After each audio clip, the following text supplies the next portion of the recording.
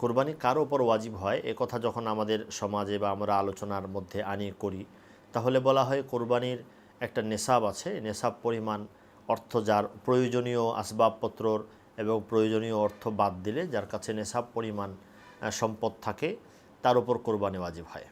অনেকে এই প্রশ্ন তুলছেন যে এই নেশাবের কথা আসলো কোত্থেকে। আসলে হাদিস শরীফে রসুল্লাহ সাল্লাল্লাহু আলাইহি ওয়াসাল্লাম, সুনানে ইবনে মাজা, মুস্তাদরাকে হাকিম, বিভিন্ন কিতাবের হাদিস, আল্লাহ নবী বলেছেন, মান ওয়াজাদা সাআতান লিআন ইউদাহিয়া ফালাম ইউদাহি ফালা ইয়াকরাবান্না মুসাল্লানা। যে সামর্থ্য সাধ্য পাওয়ার পরেও কোরবানি করে নেই সে যেন আমার ঈদগাহের কাছেও না আসে। এই হাদিসে সামর্থ্য থাকার কথা বলেছেন। এই সামর্থ্যটা আসলে কি? ইমাম মুহাম্মদ কিতাবুল আসল এবং ইমাম আবু হানিফা থেকে যে কিতাবে তিনি মাসআলা সংকলন করেছেন সেখানে বলেছেন, ইদা কানা রাজুলু মুসিরান, সামর্থ্যবান, সাধ্য এবং সামর্থ্য এর ব্যাখ্যা তারা পরবর্তীতে করেছেন, স্পষ্ট ব্যাখ্যাই আছে। এই সামর্থ্যটা আসলে নবীজি সাল্লাল্লাহু আলাইহি ওয়াসাল্লাম নিজেই নির্ধারণ করে দিয়েছেন। আমরা নেশাব বলতে যা বলি, যা বলা হয়, আলোচনা করা হয়, এটা হাদিসে বর্ণিত এই সামর্থ্য কথারই ব্যাখ্যা। সাধারণ মানুষের কাছে যদি অস্পষ্টভাবে এই সামর্থ্যের কথা বলা হয় যে সামর্থ্য থাকলে কোরবানি দেবে, না থাকলে দেবে না, তাহলে তারা সামর্থ্যকে অনেকভাবে ব্যাখ্যা করেন। কেউ এমনও দেখা যাবে সে কোটি টাকা তার মালিক, কিন্তু সে একটা বাড়ি করবে, বলবে আমি অমুকটা করব, এই জন্য আমার আপাতত সামর্থ্য নেই। নানা রকমের ব্যাখ্যা মানুষ এরকম করে ফেলতে পারে। এই জন্য সামর্থ্যের, তাছাড়া মানুষ অস্পষ্টতায় থাকবে, সামর্থ্যের একটা নির্দিষ্ট বা কাছাকাছি একটা পরিমাণ তো নির্ধারণ করে দেওয়া দরকার।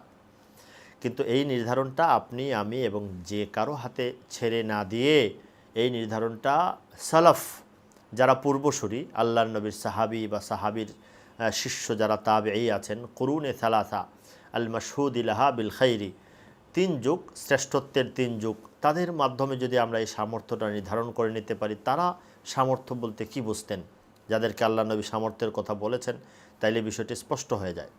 আবার সামর্থ্যের কথা চিন্তা করলে দ্বীন ও শরীয়তে জাকাত, হজ, সাদাকাতুল ফিতর, আরও বিভিন্ন রকমের বিষয় এরকম আছে যেগুলো সামর্থ্যের সাথে সংশ্লিষ্ট, ওখানেও সামর্থ্যের আলোচনা শরীয়তে আছে।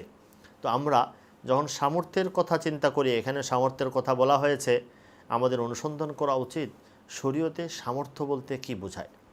আমাদের মাযহাবের ইমামগণ এবং অনেক ফকি মুজতাহিদগণ এভাবেই সামর্থ্যের কথা যখন হাদিসে এসেছে এর ব্যাখ্যা অনুসন্ধান করেছেন সালাফ থেকে, পূর্বসূরীদের থেকে, এবং এর ব্যাখ্যা অনুসরণ করেছেন শরীয়তে সামর্থ্য বলতে কি বোঝায় তা থেকে, এবং এভাবেই তারা ওখান থেকে বের করে নিয়ে এসেছেন যার অতীব প্রয়োজনীয় আসবাবপত্র এবং প্রয়োজনীয় অর্থকরীর বাইরে অতিরিক্ত ওই পরিমাণ সম্পদ থাকে যে পরিমাণকে শরীয়তে বিভিন্ন জায়গায় সামর্থ্য বলা হয়েছে। রূপার মূল্য হিসেবে অনুমান করা হলে 52.5 ভরি সমপরিমাণ মূল্য, ওই পরিমাণ অর্থ যদি ঈদের দিন, ঈদের 3 দিনের মধ্যে কারো কাছে থাকে, তাহলে এটাকে ন্যূনতম সামর্থ্যের একটা পরিমাণ ধরা হয়। সুতরাং হাদিসে যে সামর্থ্যের কথা বলা হয়েছে এবং আল্লাহর নবী যে সামর্থ্য থাকলে কোরবানি করার কথা বলেছেন, এই সামর্থ্যের দিক নির্দেশনার সর্বোত্তম একটা পন্থা হলো এটি।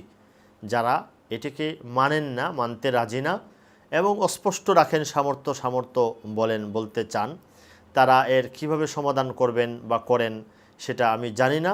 বাকি যেভাবেই করুন, এদের চেয়ে এই পন্থাটা উৎকৃষ্ট, উত্তম, এতে কোনো সন্দেহ নেই।